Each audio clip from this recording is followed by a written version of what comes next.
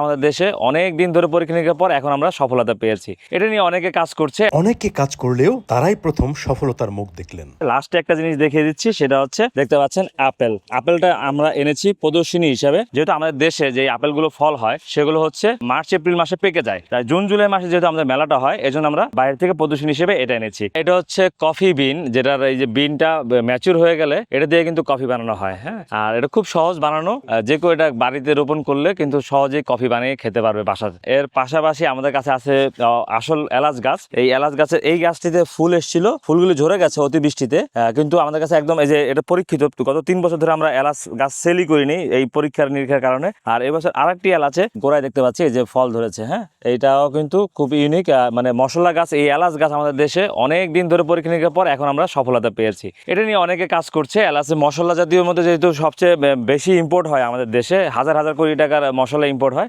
এছাড়াও কিন্তু আমাদের কাছে বিভিন্ন ধরনের ফল গাছ আছে। একদম আনকমনের মধ্যে রয়েছে বিভিন্ন জাতের লঙ্গান, আর আরেকটি লেবু যেটি না দেখালেই নাই, একটু লেবুটা দেখাই। এটা হচ্ছে কাফির লাইম। যেহেতু মশলা জাতীয় গাছের কথা বলছিলাম, কাফির লাইম এর পাতা দিয়ে কিন্তু তরকারি রান্না করা হয়। লেবুর মধ্যে মানে সবচেয়ে সুগন্ধিযুক্ত পাতা হচ্ছে কাফির লাইমের। দেখতে পাচ্ছেন ফলও ধরে আছে। এর ফলের ছোকলা দিয়ে কিন্তু রান্না করা যায়, চচ্চড়ি বা হলে অনেকে ভর্তা করে, বিভিন্ন ধরনের রান্নাতে এটা ব্যবহার হয়। আর চা কিন্তু অসম্ভব সুস্বাদু হয়, চা দিয়ে খাওয়া যায়। আমাদের দেশে কিন্তু দিনকে দিন রামবুটান অনেক পপুলার হয়ে যাচ্ছে। এই যে রামবুটানের ফল সহ গাছ আমাদের কাছে অ্যাভেলেবেল আছে। যাদের জমিতে বা বাড়ির আঙিনায় জায়গা আছে, একটু পরিত্যক্ত জায়গা আছে, তারা কিন্তু একটা রামবুটান গাছ রোপণ করতে পারে। এই যে ফলটি দেখতে পাচ্ছেন, ফলের সাইজ খুবই সুন্দর। হ্যাঁ, এটা পাকলে এরকম কালার হয়, প্রথমে সবুজ থাকে, পরে ইয়েলো, দেন হলে গিয়ে লাল কালার হয়। হ্যাঁ, তো এটা কিন্তু খুবই সুস্বাদু। মালয়েশিয়া থেকে একদম কোনো অংশেই কম হয় না, মানে আমাদের দেশে আর ইম্পোর্ট করার প্রয়োজন হবে না। সবাই যদি বাড়ির আঙিনায় একটি করে রামবুটান গাছ রোপণ করে। আমাদের কাছে আনারের বিভিন্ন জাতের আছে। লাস্টে একটা জিনিস দেখিয়ে দিচ্ছি, সেটা হচ্ছে দেখতে পাচ্ছেন আপেলটা আমরা এনেছি প্রদর্শনী হিসাবে। যেহেতু আমাদের দেশে যে আপেলগুলো ফল হয় সেগুলো হচ্ছে মার্চ এপ্রিল মাসে পেকে যায়, তাই জুন জুলাই মাসে যেহেতু আমাদের মেলাটা হয় এজন্য আমরা বাইরে থেকে প্রদর্শনী হিসেবে এটা এনেছি। তো আপেলের বহু চাহিদা আমাদের দেশে প্রায় 60টি পরীক্ষিত জাতের ফলন দিয়ে থাকে আপেলের। আমরা বিদেশ থেকে যে গাছগুলো নিয়ে আসি সেগুলো আনার পরে কিন্তু আমাদের দেশে প্রায় 3-4 বছর 5 বছর ট্রাই করার পরে, ফল হওয়ার পরে তারপর তার থেকে চারা উৎপাদন করে তারপর সেল করি। অপরীক্ষিত জাতগুলো আমরা সেল করি না। আসলে ফলটা ডিপেন্ড করে, একটা কলমের গাছ রোপণ করলেও কিন্তু মাঝে মধ্যে কিছু কিছু ফলের ক্ষেত্রে অনেক বছর সময় লেগে যায়। যেমন রামবুটান, আপনারা যদি 1 বছর গাছ রোপণ করেন সেটা কিন্তু ফল ধরতে 4 থেকে 5 বছর সময় লাগে, এটা স্বাভাবিক। আবার প্যারা গাছ যদি কেউ কলমে সংগ্রহ করে তাহলে কিন্তু 6 মাসের মধ্যেই ফল পেয়ে যায়। কিছু কিছু ক্ষেত্রে দেখা যাচ্ছে আপনারা যদি একটা ছোট গাছ সংগ্রহ করে একটা বড় ড্রামে সেট আপ করেন, সেক্ষেত্রে ফল আসতে সময় লাগে। অথবা মাটিতে রোপণ করলেও কিন্তু 1 বছর বা 2 বছর গ্যাপ দিতে পারে। গাছগুলো গ্রোয়িং পিরিয়ডে ফল দেয় না, যখন গ্রো করা থামে তখন কিন্তু ফল দেয়।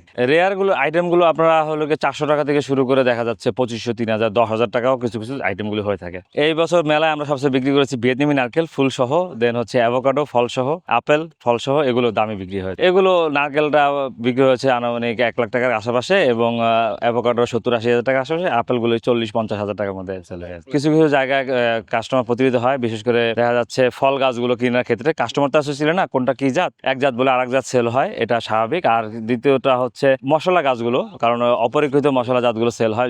যেমন এলাচটা আমি দেখালাম, সেই এলাচ দেখা যাচ্ছে কিছু বিভিন্ন ভ্যারাইটির এলাচ থাকে যেগুলো জঙ্গলি এলাচ বলে থাকে, সেগুলো সেল হয়। এই ধরনের কিছু তো ফ্রড হয়েই থাকে। ক্লায়েন্টের বাড়িতে দেখা যাচ্ছে অন্য বড় গাছ আছে, তারা ওই নতুন একটা ছোট গাছ কিনে অন্য গাছের নিচে রোপণ করে, এই কারণে একটা গাছ মরে যাওয়ার সম্ভাবনা থাকে। দ্বিতীয়ত, জমিটা যদি অতিরিক্ত ভেজা বা ছেঁচড়ে থাকে, অথবা গাছ রোপণের পরে যদি কোনো পানির সেচের অভাব থাকে, এই কারণে গাছ মারা যায়। দ্বিতীয়ত, অনেক আছে গ্রামের বাড়িতে গাছ লেগে রেখে আসে, যত্ন করার কেউ থাকে না, মানে দেখারও কেউ থাকে না, অন্য জঙ্গলে কভার হয়ে সেই গাছটি মারা যায়। তো এই কারণে এছাড়া আর কোনো গাছ মারা যাওয়ার কোনো সম্ভাবনা আসলে হয় না। অনেক কিছু আছে যেটা বাণিজ্যিক আকারে হতে পারে, তবে কেউ যদি নির্দিষ্ট এলাকায় মানে বাণিজ্যিক আকারে কোনো কিছু চাষাবাদ করতে চায়, সেটা তার এলাকার কৃষি অফিসারের পরামর্শ নিয়ে বাণিজ্যিক করা উচিত। কারণ এক একটা অঞ্চলের আমাদের পানির স্তর প্লাস হলে আবহাওয়া প্রকৃতি ডিফারেন্ট। সো যার কৃষি অফিসারের মতামত নিয়ে তারপর একটা কোনো কিছুতে বাণিজ্যিক আকারে যাওয়া উচিত।